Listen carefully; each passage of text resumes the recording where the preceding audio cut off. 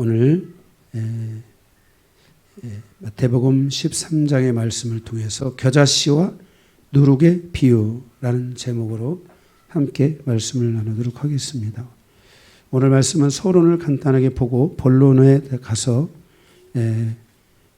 말씀을 세 개의 대지로 나눠서 함께 말씀을 보겠습니다. 먼저 서론입니다.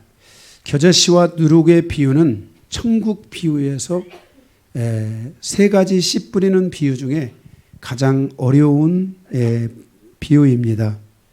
겨자씨와 누룩에 대한 이 비유를 풀어가는데 단서가 되는 말씀이 누가복음 13장 18절에서 21절입니다.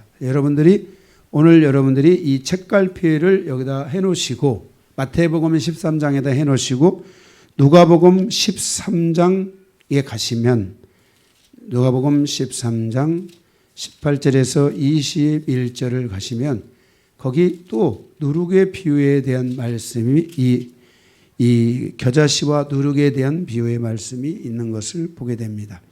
18절에서 21절입니다. 거기 누가복음에 보면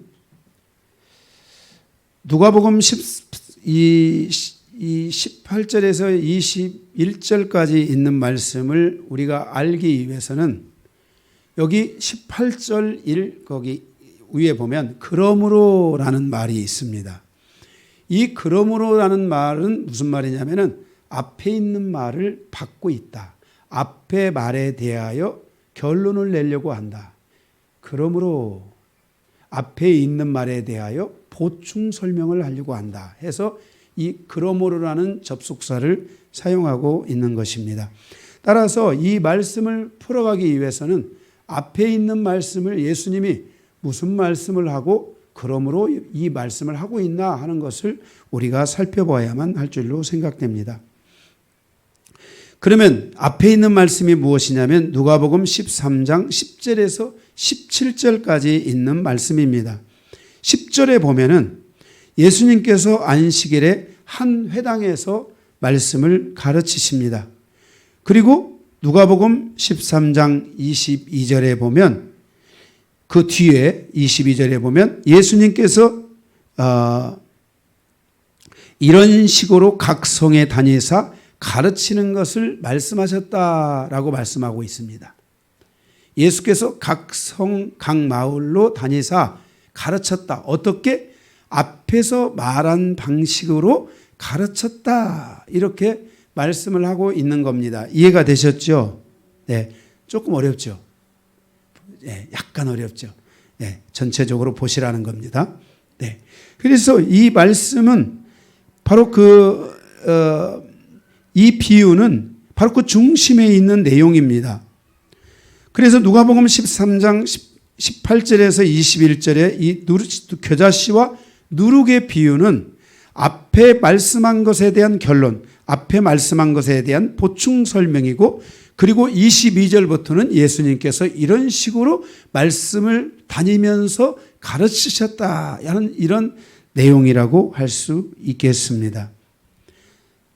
바로 이 비유의 출발점이 누가복음 13장 10절에서 17절 예수님의 가르침의 출발이고 이 비유에 대한 목적지가 누가복음 13장 22절에서 30절까지라는 것을 알 수 있습니다. 이해가 되셨죠? 좀 어렵죠? 13장을 보고 저를 따라서 오면은 어렵지는 않습니다. 네. 따라서 겨자씨와 누룩의 비유를 설명하기 위해서 예수님이 가르치신 출발점이 뭔가, 예수님이 무엇을 가르치려고 하고 있는가 하는 것을 인지하고 알아야 한다는 것입니다. 이 비유에 대한 명확한 해석이 이루어질 때 천국의 비유이기 때문에 하늘에서 하나님의 뜻이 무엇인가를 알 때 우리 인생에 대한 삶을 풀어가는 이정표가 생기게 되는 겁니다. 내가 인생을 살아갈 때, 성도가 삶을 살아가고 인생을 살아갈 때 내가 원하는 방식으로 살아가려고 하는 게 아니라 하나님이 말씀해 주시는 방식으로 살아가는 이 이정표가 여러분에게 계속 열려야 됩니다. 자, 차를 타고 제가 여기서 부산을 갑니다. 처음에 천안 갑니다. 이정표가 그 다음에 또 있죠. 천안을 갈 때쯤 되면 벌써 이정표가 대전, 이정표가 나오잖아요. 대전을 가죠. 우리가 이 인생에서 이정표가 보이는 대로 가는 거하고 이정표가 안 보이고 가는 거하고는 하늘과 땅 차이만큼 큰 차이가 있습니다. 우리 성도들이 그동안 저와 함께 이 여정을 오면서 잘했던 것은 이 이정표를 보고 온 거예요. 우리 성도들은 대체적으로 다 저를 처음 만났을 때 죄송합니다. 우리 성도들이 대부분 다 실패자였어요. 다 인생에 묶여 있었고 어려움이 있었고 다 실패자였어요. 진짜 망하지 않은 사람이 없었고 실패해서 다들 어려웠고, 그런데 하나님께서 우리 교회를 통해 이 말씀에 뭘 주셨냐면 이정표를 주신 거예요. 그 이정표를 가지고 가니까 거기에 하나님의 계획들이 있고 은혜가 있었던 거예요. 여러분, 우리가 세상에 나가면 막 컨설팅도 해주고 막 이런 상담도 해주고 이런 많은 사람들이 있잖아요. 그런데 여러분, 그 사람들은 자기 목적을 가지고 움직이는 사람이지만은 하나님을 믿는 사람은 세상의 상담을 받고 세상의 컨설팅을 받는 게 아니라 하나님의 말씀을 통해 여러분이 인생을 살아가는 이정표를 하나하나 옮겨가야 돼요. 그러다 보면 막혔던 것들이 열어지고 여러분의 기도에 드디어 하나님의 은혜가 임하기 시작하는 거예요. 이 길이 여러분들에게 있어져야만 한다는 것이에요. 다시 말해서 오늘 이 말씀은 이 씨 뿌리는 이 비유, 이 천국 비유에 대한 이 말씀은 하나님의 어떤 뜻이, 하늘에 어떤 뜻이 있는데, 자, 한번 물어볼게요. 하나님의 뜻이, 하늘에 있는 하나님의 뜻이 있어요. 그 뜻이 하나님을 위해서 필요할까요? 우리를 위해 필요할까요? 우리를 위해 필요하지. 하나님의 뜻이 뭐 필요해? 그래, 안 그래요? 하나님의 뜻이, 하나님께서는 전능하신 분인데 하나님이 뭐가 필요해서 뭐가 부족하시겠어? 하늘에 있는 모든 하나님의 뜻은 하나님을 위해 있는 게 아니라 바로 성도를 위해서, 하나님의 백성들, 하나님의 자녀들을 위해서 있다는 것을 기억해야 돼요. 그래서 여러분들이 이 비유를 알면, 예수님이 이 땅에 오셔서 그 많은 말씀 가운데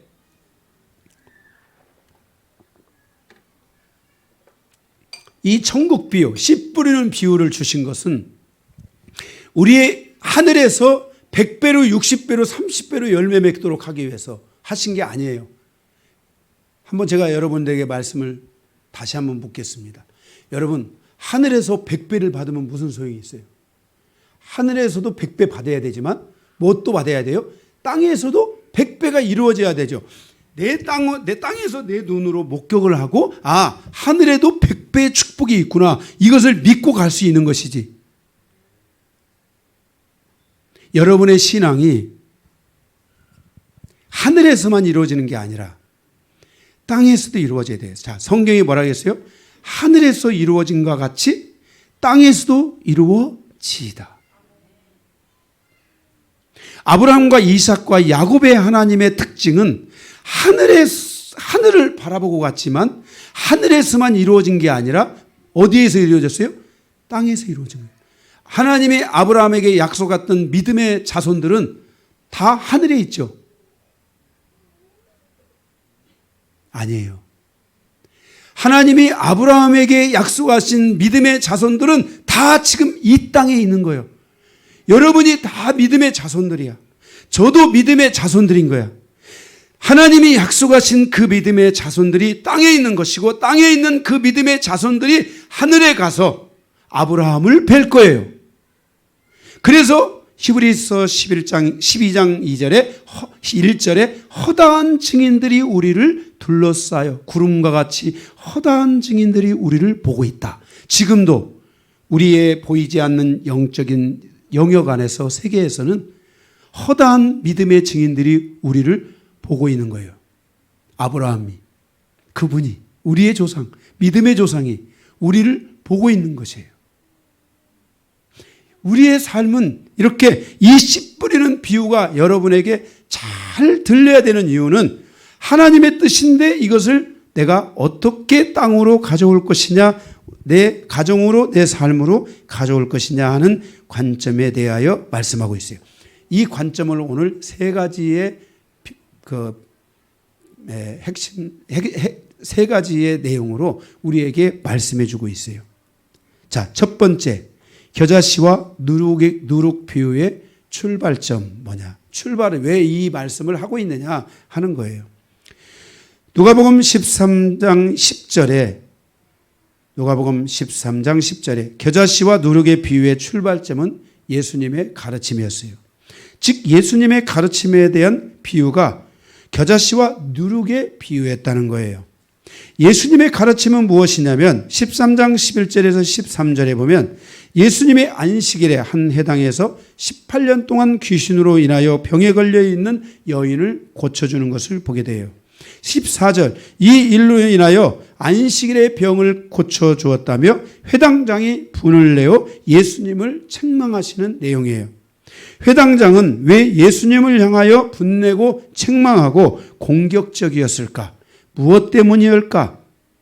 진짜 예수님이 질문하고 있는 것이 무엇일까? 만일 예수님이 행하신 것이 잘못된 것이 아니라면 회당장은 지금 큰 실수하고 있는 거예요. 그죠? 예수님을 향하여 호통을 칠 수가 없잖아요. 예. 또는 예수님이 회당장이 분노하고 있는 것은 무엇 때문인가? 회당장이 왜 분노를 해요? 그 귀신 들린 자를 치유하고 병든 자를 고쳤는데 회당에서 일어나는 일인데 회당장이 왜 그래요? 제가 그 성지순례 갔을 때 그 회당장이 있었던 건물을 가봤어요. 제가 거기서 하나님 앞에 주님이 그때 그 말씀하셨던 내용을 생각하며 눈물을 흘리며 제가 거기서 기도했어요. 주님의 음성이 들려오는 것 같더라고요. 책망하시는. 답을 먼저 드린다면 그것은 이미 예수님께서 말씀하신 내용인데 누가복음 12장 1절에 예수님께서 먼저 제자들에게 이르시되 바리새인들의 누룩과 외식을 주의하라. 뭐라고요? 바리새인들의 누룩과 외식을 주의하라. 바리새인들의 가르침을 주의하라. 바리새인들의 가르침에는 어둠이 있다. 바리새인들의 가르침은 사람의 영혼을 지옥으로 이끌고 간다. 자기만 지옥에 가는 것이 아니라 다른 사람들도 지옥으로 끌고 간다라는 것을 주님이 말씀하고 있는 것이에요. 이러한 잘못된 가르침에 대해서 배운 회당장은 잘못된 영적 질서, 즉 하나님에 대한 잘못된 질서를 가지고 예수님에게 화를 내고 책망하는 것입니다. 그래서 예수님의 행하심이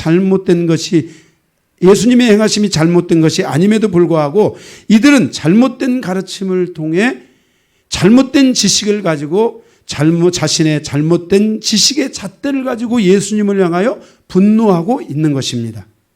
그래서 하나님의 이 회당에서 영혼의 구원이 이루어지지 않고 하나님의 생명을 얻지 못하고 더 나아가서 사람들의 영혼이 하나님의 은혜 안에 회복되지 못하고 치유되지 못하고 18년 동안이나 귀신 들려 있고 18년 동안이나 병들어 있고 18년 동안 실패하고 있고 18년 동안이나 신앙생활을 하고 있지만은 여전히 그 안에서 아무런 하나님의 역사도 일어나지 않는 삶을 살고 있었던 것입니다.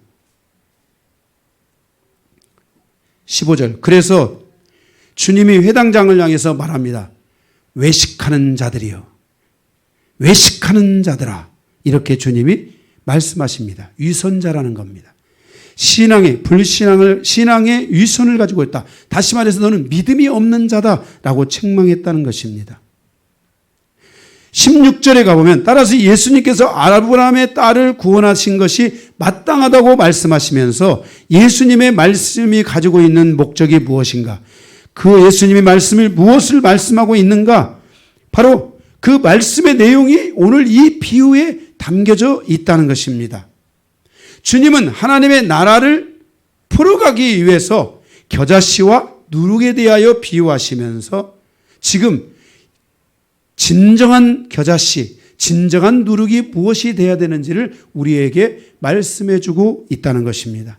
그래서 이 말씀의 바로 출발점이 바로 바리새인들, 또 이 회당장, 이런 사람들이 잘못된 가르침을 가지고 많은 사람을 구원하지 못하고 하나님의 나라에 이르게 하지 못하고 그들의 영혼이 회복되지 못하게 하고 삶이 회복되지 못하고, 여러분 한번 생각해 보세요. 18년 동안이나 아프고 고통하고 그런 사람이면 그 사람이 삶이 제대로 되겠어요? 얼마나 힘들겠어요? 우리 인생의 문제는 주님 안에서 회복이라는 것은 어마어마하게 중요한 겁니다. 우리가 주님 안에서 회복돼야 됩니다. 많은 분들이 이런 영적인 문제에 대해서 때로는 이 정신과 치료나 이런 걸 받지 말라는 건 아니겠지만은 그런 치료를 받다 보면 평생을 치료받게 됩니다. 죽을 때까지 치료를 받아야 돼요. 그런데 그 과정에 굉장히 많은 어려움이 있습니다. 그래서 여러분들이 주님을 통해 치유받고 말씀을 통해 치유받고자 하는 이런 마음들이 여러분 안에 계속해서 이루어져야 됩니다.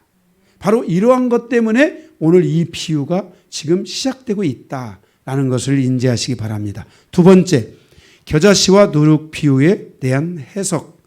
누가복음 13장 18절에서 21절, 마태복음 13장 31절에서 33절입니다.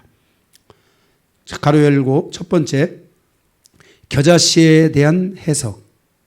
이 겨자씨에 대한 해석은 자기 밭에 뿌렸다. 무엇을 뿌렸다? 겨자씨를 뿌렸다. 자, 중요한 것이 자기 밭에 뿌렸다라는 것입니다. 마태복음 13장 31절에 천국은 마치 사람이 자기 밭에 갖다 심은 겨자씨 같으니 그랬어요. 겨자씨를 뿌렸다는 것은 어디에 뿌렸어요?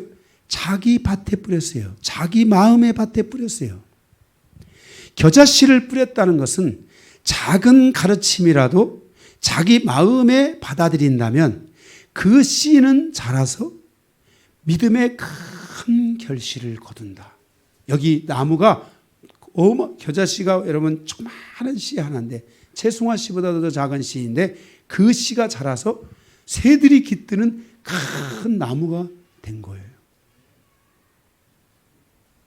그 바로 겨자씨만한 말씀 하나라도 마음에 떨어지면 이게 핵심이에요.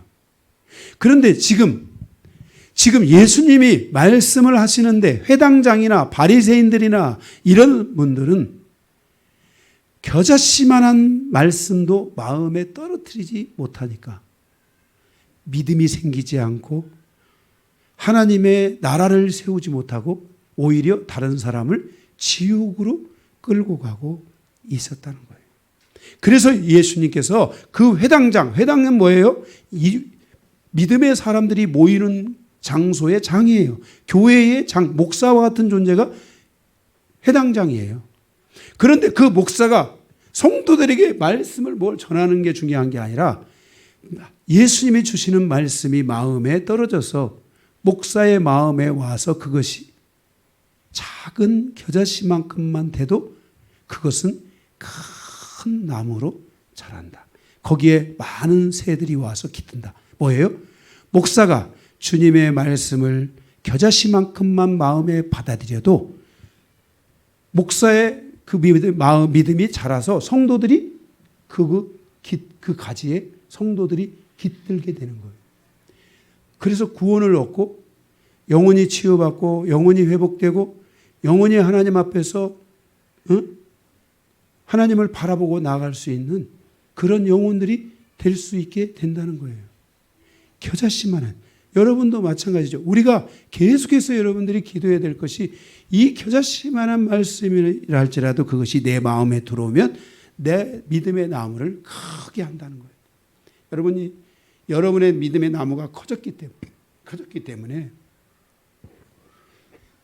믿음 안에 있든 믿음 밖에 있든 이미 여러분들은 여러분의 가족사에 많은 영향력을 주기 시작하고 여러분의 나무에 사람들이 와서 깃들기 시작하는 것을 볼 수 있다 이 말씀이에요. 부족한 것은 기도해야 돼요. 이제 더 많이 기도하고 이게 신앙의 이게 시작이구나. 씨를 심는 게 중요한 게 아니라 그 나무를 잘 보존해서 많은 사람들이 그곳에 깃들 수 있도록 해야 되지 않겠어요? 그래서 이 겨자씨만한 씨라도 들어오게 된다면 이것이 내 안에 열매를 맺게 결실을 거두게 된다라는 것을 말씀하고 있어요. 여기서 핵심 1번, 따라서 가르치는 자는 하나님의 말씀을 가르쳐야 돼요. 아무거나 가르치면 안 돼요. 성도들의 마음에 겨자씨만한 씨가 들어올 때 그 씨는 말씀인데 그 말씀의 씨가 성도들 안에 들어가도록 가르쳐줘야 돼요. 그래서 목회자는 말씀을 전하는 사람은 말씀을 또 담고 살아가는 사람, 성도는 늘 하나님의 말씀을 가까이 해야 돼요.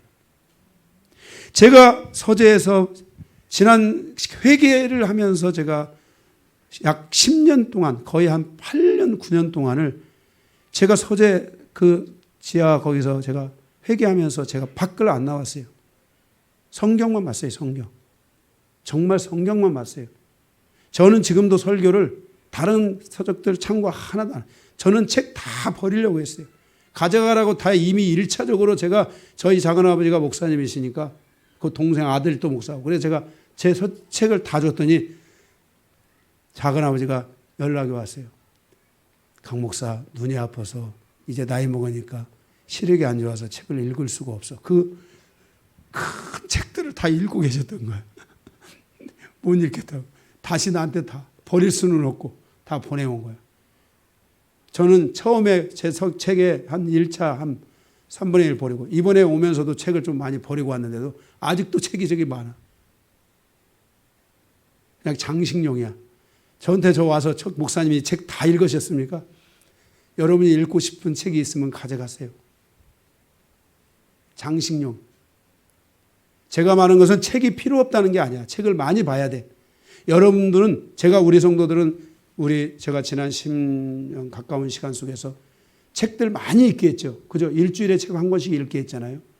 기본적으로 책을 알아야 이 말씀의 책의 배경들이 좀 있어야 여러분들이 이 말씀을 풀어가는 게 있어서 보라는 거였어요. 저도 책을 이 영성의 과정에 초기에 책을 많이 봤어요. 진짜 눈물을 흘리면서 책 봤어요. 그런데 그 책을 보고 놓고 나서 제가 이제 그다음에 뭘 봤냐면은 성경에 미쳐야 되겠다.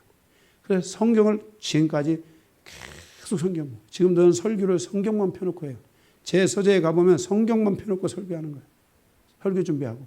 다 설교만 펴놓고 계속 제가 원고를 20장, 30장씩 써가면서 그거를 감동을 받고 계속 그것을 하면서 마지막 이제 그 토요일 날 탈고를 하는 거예요. 그 종이를 다 버리면서 마지막에 이제 정리를 해가지고 가지고 나오는 게 하나님이 우리 교회에 주신 설교예요.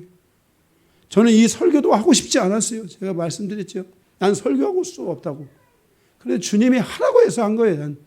난 내 책임, 이 설교에 대한 책임이 나에게는 진짜 뭐 완전히 없다면 그러겠지만은 저는 10%도 안 돼요. 이 책임 주님이 다 하신다고 했고요. 저는 그 주님 믿고 설교하는 거예요. 그래서 저도 그런 거야. 주님 믿고 하지만은 제가 성경에 집중해야 된다. 말씀에 집중해야 된다. 하나님의 말씀을 가르쳐야 된다. 성도들이 말씀을 모르는 자가 아니라 말씀을 아는 자들로 세워줘야 된다. 신앙생활 10년 하면은 마땅히 선생이 될 터인데 너희가 아직도 초보에 머물러 있느냐라고 주님이 책망하셨던 장면이 있잖아요. 10년이 되면은 말씀이 여러분 변해야 돼요. 여러분의 말씀을 통한 여러분의 인생이 변해야 돼요. 축복받는 영혼으로 변해야 돼요. 이게 하나님 믿는 거지. 그렇잖아요. 10년이 됐는데도 여전히 초보에 머물러 있다는 것은 그 교회가 잘못됐든지 아니면 그 영혼이 잘못됐든지 둘 중에 하나예요. 둘 다 잘못될 수도 있고. 그거는 성경에 오늘 말씀한 대로 회당장과 같은 것이고 바리새인들과 같은 것이고 이 회칠한 무덤이여 이 외식하는 자들이여라고 주님이 책망하시면서 저들 바리새인의 누룩을 조심해라. 예수의 누룩을 먹어라. 말씀하고 있는 거야. 예수의 누룩을 먹어야 된다는 거야. 예수의 누룩이 번식돼야 된다는 거야. 바리새인들의 누룩을 번석하면은 지옥에 가고 멸망의 길로 가게 되지만은 예수의 누룩 안에서 번식을 해야만이 그 겨자씨만큼 자라고 누룩만큼 부풀어서 할렐루야 하나님께 영광이 된다는 거예요.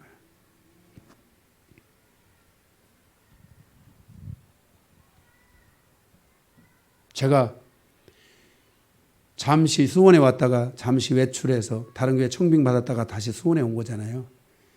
처음 수원에 왔을 때 성도들이 다 진짜 망한 성도들 만났는데 그 망해가지고 똑똑한 사람들인데 망해가지고 할 게 없어서 저희 아내하고 저하고 인천에 가서 유명한 호떡을 배웠어요. 가서 이틀을 가서 꼬박 밤을 새면서 가르쳐달라고 요청을 해서 배워가지고 그 성도 호떡 장사시켜서 그 성도가 살아났어요. 그 가정이. 그런데 그 호떡이요. 저희 아내가 그걸 가지고 진짜 일주일을 씨름했어요. 거기서 먹을 때는 되는데요. 여기 오면 안 되는 거야. 그 일주일 씨름하고 그게 탄생을 했는데 진짜 하나님께서 그 영혼 살리려고 그 호떡을 만들어내게 하시더라고요. 그런데 호떡이요. 진짜 이만큼 갖다 놓고 아랫목에다 이렇게 딱 세놓잖아요. 그러면 호떡이 만큼으로 변해요. 그래서 호떡 장사 집에 불나면은 집을 사는 거예요. 왜? 이 호떡 장사가요 100배 장사야. 10,000원 투자하면 10만 원, 15만 원, 20만 원 투자하는 더 드는 거야. 밀가루 장사. 그래서 두 가정을 살렸어요. 그 호떡이 두 가정을 살린 거야. 호떡 장사 진짜 가서 불난지 나 그거 처음 봤어요. 호떡 장사를 하는데 진짜 사람이 5겹, 6겹이 둘러싸여져 가지고 그 호떡을 하나 사 먹으려고 난리를 피더라고. 그런 걸 보고 야, 호떡 장사 집에 불났다는 말이 이 말이구나. 장소, 건물이 없으니까 차에다 싣고 다니면서 장사를 하는데 사람, 경찰들이 단속반이 오면 막 도망갔다 또 하고 그런데도 벌더라고. 그때 당시에 500만 원, 600만 원씩 버는 거예요. 그때 당시에. 네. 초창기니까 20년 더 됐나, 하여튼 오래된 이야기야. 진짜. 밀가루가 이렇게 부르는 거야. 여러분, 우리가 예수의 말씀이 우리 안에 부풀어야 돼요. 바리새인들의 가르침이 우리 안에 이렇게 부풀면 그 사람 멸망하는 거야. 그렇지 않아도 안 되는데 잘못된 가르침을 주면 더 망하는 거야. 아주 죽으라고 주는 거야. 그래서 이스라엘이 멸망하는 거야. 바리새인들의 가르침을 놓지 않은 이스라엘은 AD 72년에 예수님이 오셔서 사역을 하고 33년 동안 사역을 하시고 간 뒤에 AD 30년까지 사역을 하고 가신 뒤에 그 말씀을 따르지 않은 유대인은 예수님이 마지막 십자가에 죽으시기 전에 예루살렘아 예루살렘아 나의 신부야 나의 자야 울시면서 예루살렘의 멸망을 선포하셨는데 AD 72년에 디투스 장군에 와서 멸망당하는 거예요. 완전 멸망을 당하는 거예요. 그래서 2000년 동안이나 그들은 집을 없이 헤매게 되는 거야. 완전히 멸망하는 거야. 그래서 예수님이 분노하셨던 거야. 그것을 보시고 이 바리새인들이 외식하는 자여 이 독사의 같은 자식들아 너만 지옥 가는 게 아니라 네 백성들 다 지옥으로 끌고 가는구나. 바리새인들의 누룩을 조심하라. 그러면서 예수님이 천국의 누룩이 있다. 천국의 겨자씨가 있다. 그 비유가 말씀하는 거예요.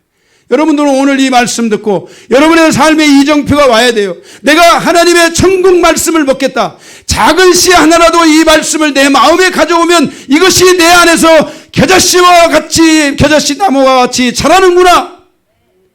이것이 성공 대박을 거두면 많은 사람들이 내 가족들 내 주변에 있는 많은 사람들이 내 어깨에 내 인생에 내 가정에 깃드는구나.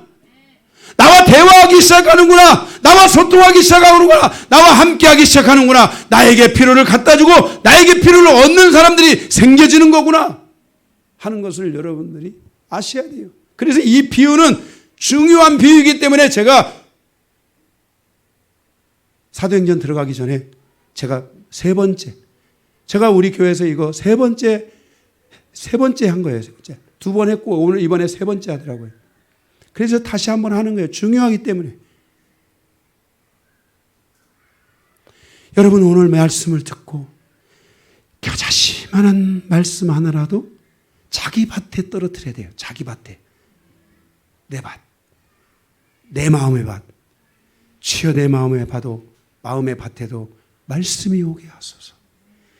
내 마음의 밭에도 말씀이 오게 하소서. 여러분 이 말씀이 지금 여러분 필요합니다. 이 말씀이 여러분을 살리고 여러분의 가정을 살리고 여러분의 인생을 살릴 겁니다. 믿으십시오. 여러분 하나님은 우리에게 말씀하십니다. 하나님이 우리에게 말씀하신다는 것은 그것은 이 말씀이 우리의 영혼 안에 생명보다도 중요하기 때문에 말씀하여 주고 있는 것입니다. 이 말씀을 오늘 여러분 마음에 가져오십시오.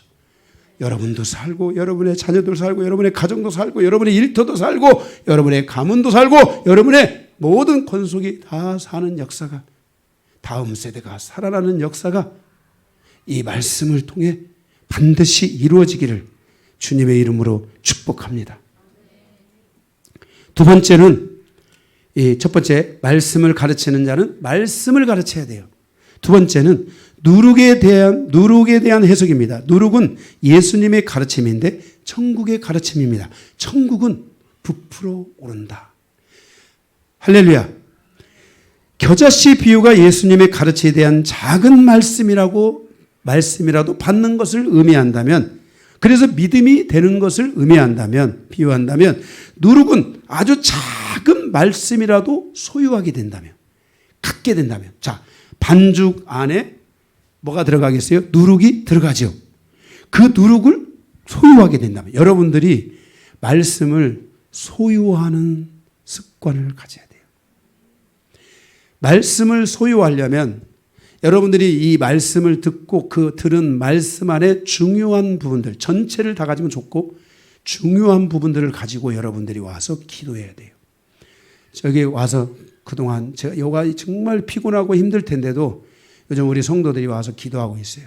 낮에 오는 분들도 제가 봤고 또 요즘은 또 카풀 해가지고 또 이 아침 새벽에 또 한 6시, 7시 이렇게 돼서 와가지고 기도들을 하고 가는 걸 제가 알아요. 지금 계속 그렇게 기도들을 하고 있어요. 아직도 이 기도를 안 하고 게을러 빠지고, 계속 진짜 세상에 여러분이 눈 멀어가, 이렇게 눈 멀면 끝나는 거야. 길을 한번 잃어버리면 끝나는 거야. 이 은혜라는 것은, 은혜라는 걸 놓치면 안 돼. 여러분들 차 왜 주셨어?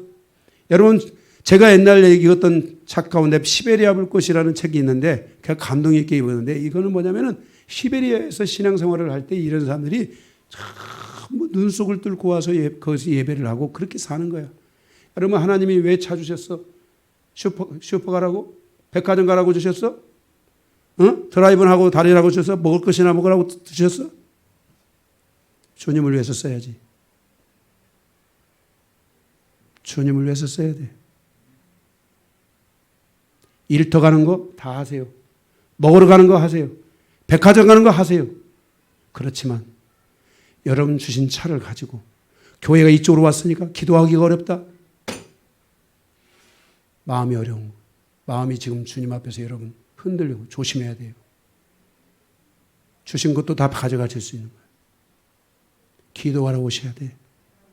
직장 끝나면 교회에 들려서 가세요. 시간이 되면 교회 와서 기도하세요.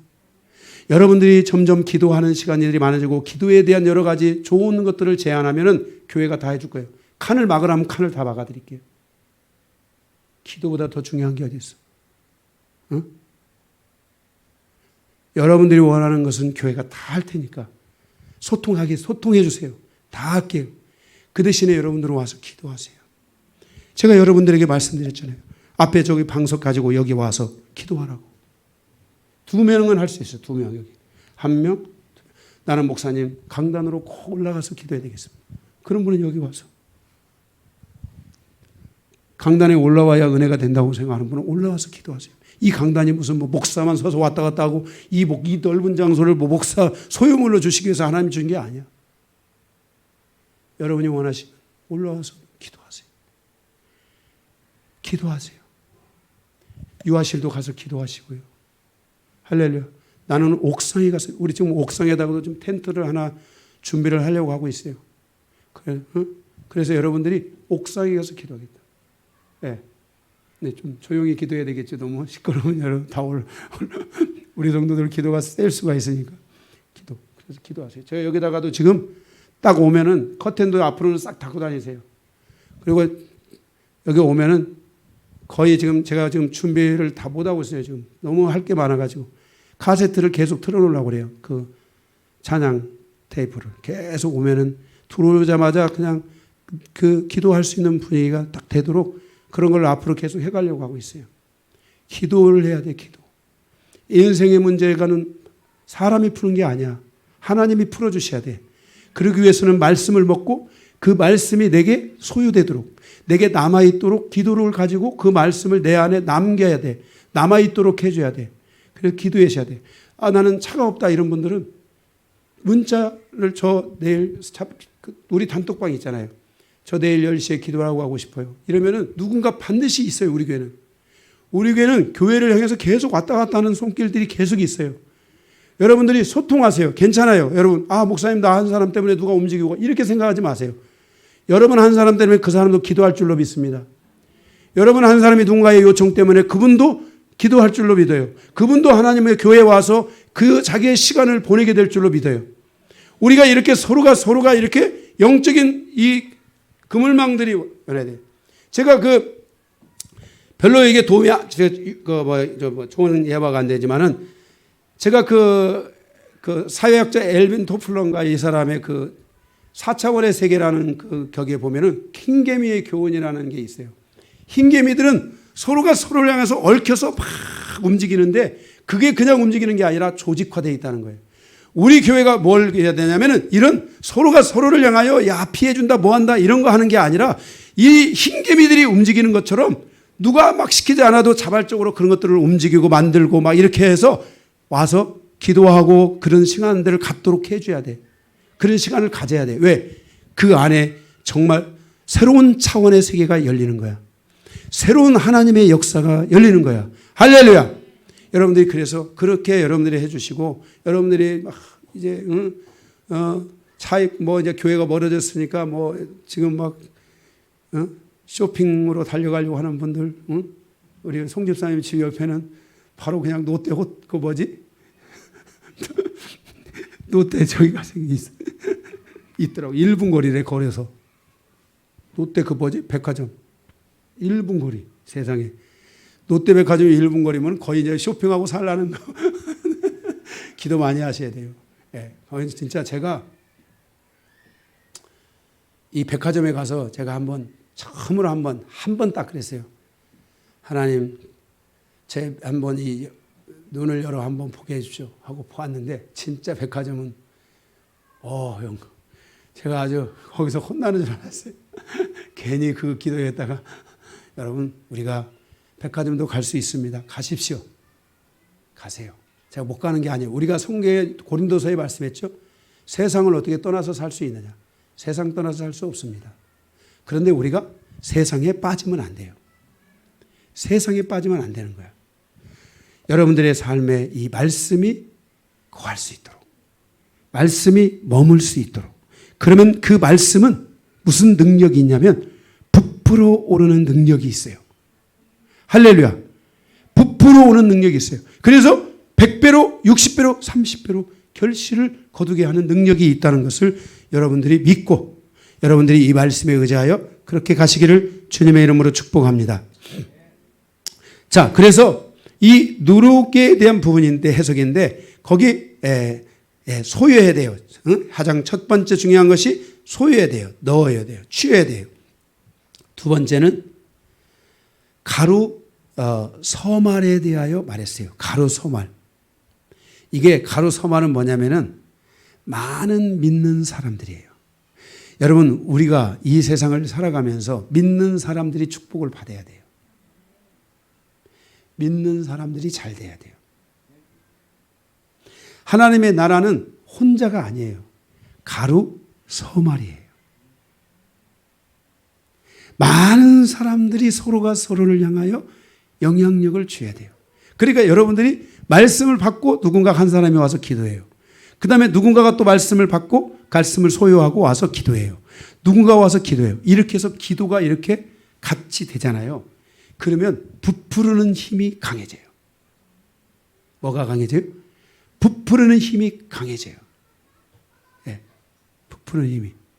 제가 처음 사역지에 갔을 때, 처녀 사역지에 갔을 때, 제 주변에 교회가, 아는 교회가 5교회가 있었어요. 그런데 제가 저희 교회가 잘 되기 시작했어요. 교회가 더 부흥되고 좋아지기 시작했어요. 그래서 제가 기도했어요. 하나님, 나만 부흥되면 뭐합니까? 주변에 있는 5교회가 다 부흥되게 해달라고. 그런데 그 5교회가 다 좋아지기 시작했어요.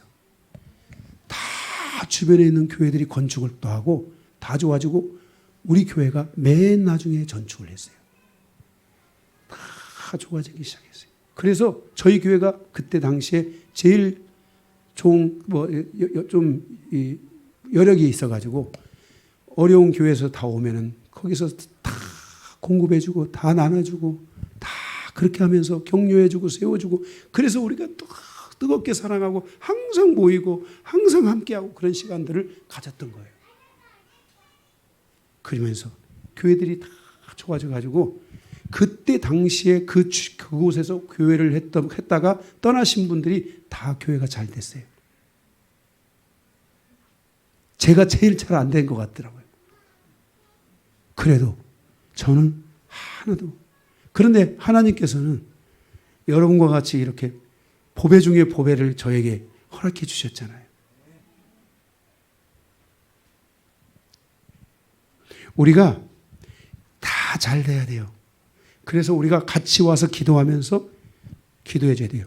저만 성도를 위해서 전 성도를 위해 기도하는 게 아니라 우리 권사님만 정성도, 우리 사모님만 전 성도를 위해서 기도하는 게 아니라 우리 성도들 안에 전 성도를 위해서 기도하는 성도들이 많아지기 시작해야 돼요. 먼저 그의 나라와 그의 의를 구하라. 그리하면 나머지는 다 너에게 주겠다. 한 번만 기도해도 주는 거야. 한 번만 마음속에 생각만 해도 주시는 거야. 먼저 뭐부터 해? 먼저 그의 나라와 그의 의를 구하는 것부터 해. 나머지는 생각만 해도 다 주시는 거야. 어? 우리 교회 이전을 해올 때 얼마나 우리 교회가 뭐 가진 게 있었습니까? 응? 기적이지. 여기만큼 온 것도 기적인 거야. 가진 게 있었어요. 그런데 차도 필요한데 생각만 해도 하나님께서 응? 차도 새 차로 딱 주시잖아. 응. 차량 헌금도 좀 하시고 그러세요. 저 혼자 감당하기 힘드니까. 우리의 삶이 이렇게 하나님의 나라와 하나님의 의를 위해 기도하면 생각만 해도 주시는 이런 은혜가 계속 풀어져야 돼. 가로 서말의 역사가 있기를 축복합니다. 할렐루야. 여러분 한번 생각해 보세요. 가로 한 대도 커지는데 가로 서말이 부푼다고 생각해 보세요. 그러면 모든 사람이 다 먹고 남는 거야. 할렐루야. 하나님의 나라는 이렇게 모든 사람이 다 먹고도 남는 큰 은혜야. 큰 은혜. 하나님은 작으신 분이 아니야. 하나님은 여러분의 일터를 현재 여러분의 모습을 거기에 그대로 머물게 하실 분이 아니야. 믿으세요. 여러분이 오늘 말씀처럼 하나님의 말씀을 여러분이 마음속에 담고 기도하기 시작하고 그러면은 하나님은 여러분을 거기에서 높이실 거예요. 많은 가로 서말이 되는 역사로 가로 서말을 먹을 수 있도록 가로 서말의 역사와 그것을 나눔과 그것을 이루어가는 역사가 있도록 하나님께서 다 해주실 거예요. 응? 할렐루야. 응? 응. 우리 교회 성도들은 다 하나님께서 지금까지 다 그렇게 해오셨어. 응? 네. 다들 아주 요즘 다들 위대하고 높은 분들이 다 되셔가지고 제가 요즘은 응? 잘 쳐다보기도 어려워. 응? 할렐루야. 네, 여러분의 인생사에 목사님 정말 그렇게 가겠습니다. 이런 여러분들이 마음을 가지고 주님 앞에 와서 주님이 당신의 종을 통해 주신 말씀을 내가 다시 한번 묵상하며 내가 그렇게 가기로 결단합니다 하면서 와서 여러분들이 기도하세요. 와서 이제 여기 얼마나 좋습니까? 그리고 와서 기도하시고 필요하면 산책도 하고 여기 카페 있잖아요. 여기 옆에 우리 의자 있는데 거기에서 차 한 잔 탁 마시면서 밖을 보면 멍 때리기 기가 막힌 곳이야. 앉아가지고 멍 좀 한 1시간씩 때리고 가고. 여러분들이 와서 여러분들의 삶에 있어서 모든 부분들의 시스템과 상황들을 여러분이 주님이 주시는 영적 질서로 바꿔가는 이런 은혜가 있기를 주님의 이름으로 축복합니다. 누룩은 바리새인들의 누룩과 말씀의 누룩이 비교되고 있습니다. 바리새인들, 회장장들, 헤롯, 사두개인들의 가르침은 또 엄청난 영향력을 가지고 사람들의 마음에서 자라게 되므로 그 결과로 하나님의 나라를 잃어버리고 지옥으로 가게 할 수 있다는 것입니다. 반대로 오늘 예수님께서 이 누룩의 비유와 이 겨자씨 비유를 말씀하시고 있는 것은 하나님의 말씀에 대한 가르침을 받는 사람들도 엄청난 영향력을 가지게 될 것이라고 말씀하고 있는 것입니다. 그래서 주님은 바리새인의 누룩과 헤롯의 누룩, 사두개인들의 누룩을 조심하라고 말씀하시면서 이 말씀을 가르치면서 너희는 하나님의 말씀이 누룩과 같다. 하나님의 나라에서 천국에서 하나님의 말씀은 누룩과 같다. 이 말씀이 작은 말씀이라도 너희 안에 들어오면 이 말씀이 가루 서마를 변하게 할 것이고 작은 겨자씨만한 말씀이랄지라도 너희들의 마음에 가져오면 그것이 큰 나무로 변하게 될 것이다. 이렇게 말씀하고 있습니다. 작은 한 말씀, 작은 하나라도 이 한 주간 여러분이 그 말씀을 움켜잡으시기 바랍니다. 꼭 잡고 와서 기도하십시오. 마지막 세 번째입니다. 겨자씨와 누룩의 비유를 통한 가르침과 계시는 무엇인가? 이 말씀의 결론은 무엇인가? 첫째, 좁은 문으로 들어가라. 거기는 말씀이 있다. 거기는 하나님의 문이다. 거기로 가면 하나님의 말씀이 있는데 그 문은 좁은 것 같지만 그 말씀을 먹으면 너는 거기서 온전하게 될 것이다. 둘째, 30절의 말씀을 보면 30절 누가복음 13장 30절을 보면 보라 나중된 자로서 먼저 되고 먼저 된 자로서 나중될 수가 있느니라 하시더라. 자, 이 말씀의 결론은 계시 그것은 무엇이냐면은 작은 씨 하나라도 너희 마음에 담으면 그것이 그 씨가 나중된 자가 먼저 되고 먼저 된 자가 나중되는 인생 역전, 다시 말해서 존재가 혁명될 수 있다. 너와 나의 순서가 바뀐다. 이렇게 말씀하고 있어요. 여러분들이 오늘 이 말씀을 듣고 좁은 문으로 첫 번째 좁은 문으로 들어오십시오. 기도의 문은 좁은 문입니다. 주님 앞에 와서 주님을 의지하는 문은 좁은 문입니다. 세상의 문은 넓은 문입니다. 좁은 문으로 들어오십시오. 두 번째, 이 말씀을 가지고 기도하십시오. 그러면 인생이 바뀔 수 있다. 존재가 혁명될 수 있다. 다른 사람과 나의 인생이 역전될 수 있다. 믿으십니까? 하나님의 말씀을 믿으십니까? 그러면 해보십시오. 겨자씨만한 믿음만 있어도 주님이 말씀하셨죠. 이 산을 들어 저 바다에 던질 것이다. 존재 혁명에 관한, 존재 역전에 관한 아주 중요한 말씀입니다. 저도 이 말씀을 이렇게 붙들었을 때 하나님이 그것을 저에게서 보여주셨습니다. 여러분의 인생이 꼭 그렇게 되기를 주님의 이름으로 축복합니다. 세 번째 계시, 이 겨자씨와 누룩에 대한 비유의 계시. 세 번째, 주님의 십자가의 죽음과 이스라엘에 대한 예언이 담겨져 있어요. 35절에. 자, 이 겨자씨는 자 보세요. 예수님의 관점에서 보면 예수님의 그 백성들 이스라엘이 그 당시에 이스라엘이 예수님의 이 말씀을 다 들었겠어요? 못 들었겠어요? 못 들었죠. 바리새인들이나 종교 지도자들이 이 말씀을 예수님의 말씀을 들었겠어요? 못 들었겠어요? 못 들었죠. 거기에 대해서 예언을 하는 겁니다. 예수님이 35절에 뭐라고 예언을 하면은, 야, 내가 너희에게 이렇게 설교를 했는데 이 말씀이 너희가 듣지 못하겠구나. 이 말씀을 너희가 가지지 못하겠구나. 너희가 이 말씀을 너희 것으로 소유 삼지 못하겠구나. 그리하여 너희는 멸망하게 될 것이고 멸망 뒤에도 너희는 계속 유리하고 방황하게 될 것이고 너희의 민족사 안에 하나님의 큰 은혜가 임하는 일들이 많은 부분 부족하게 될 것이다. 그리고 너희 민족사의 구원이 더디게 일어날 것이다. 그러나 너희의 민족사의 구원이 일어나게 되는데 너희의 민족이 진정으로 회복되는데 너희가 진정으로 제사장의 국가로 다시 서게 되는데 그때가 바로 내가 오는 때다. 예수님이 재림하시는 때라고 말씀해 주고 있는 것입니다. 그래서 예수님이 재림하시는 그때 바로 이스라엘이 회복하는 때입니다. 그래서 우리는 뭘 봐야 되냐? 인류의 종말의 여정 여러 가지가 있는데 그 중에 하나가 세상의 흐름이 중요하다겠죠. 흐름도 봐야 되지만 무엇도 봐야 되냐면 이스라엘이 돌아오는 것을 봐야 돼요.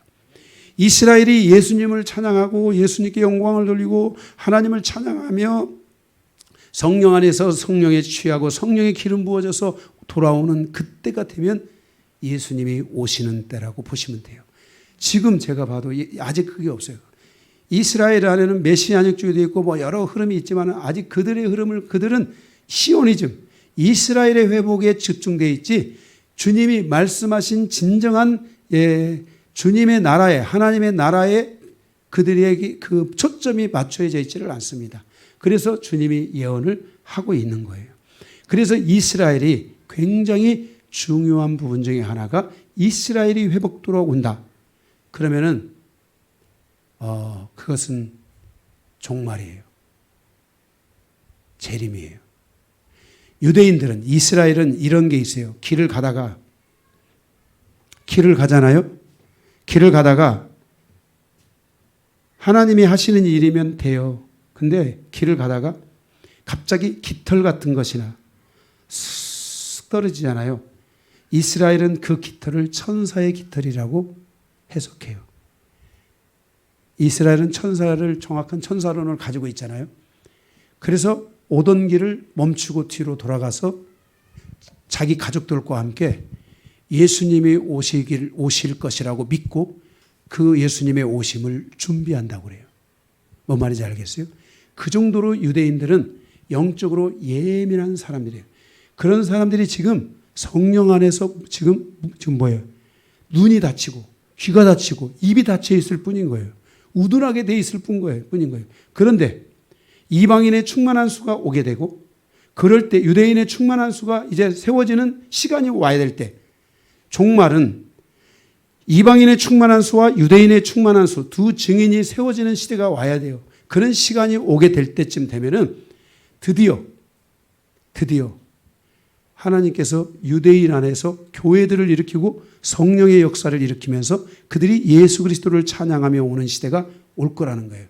바로 이때 이것이 너희의 회복의 때가 될 것이라고 말씀하고 있어요.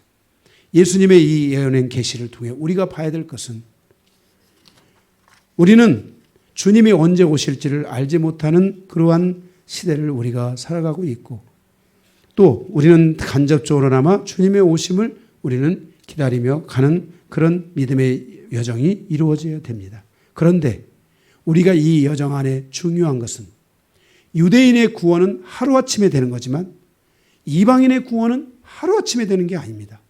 그래서 교회는 성도는 영혼을 구원하고 영혼을 세워가고 영혼이들이 하나님 앞에 바르게 설 수 있는 일을 위해서 시간을 가지고 계속 그들을 이끌어 줘야만 한다는 것입니다. 한 사람의 영혼이 세워지는데 얼마나 많은 고통과 대가가 지불되는지 모릅니다. 우리는 이것들을 두려워하지 않고 세워가야 되고 또 내 영혼이 세워주셨다면 이제 내 가족들이 믿음 안에 더 온전하게 세워지도록 계속 도와줘야 됩니다.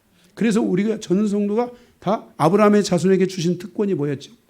창세기 강의 우리가 지금 창세기 강의 끝났잖아요. 창세기 강의 끝나서 지금 이거 하고 지금 우리가 사도행전 가는 거 아니겠어요? 아브라함의 자손에게 주신 특권 첫 번째, 모든 아브라함과 이삭과 야곱에게 동일하게 하나님이 말씀해 준 것 가운데 하나가 뭐냐면 너는 대적의 문을 취하리라. 이게 뭔 말이냐면은 사단의 지옥의 문을 닫는다라는 거예요. 교회는 아브라함의 자손은 지옥의 문을 닫아야 돼.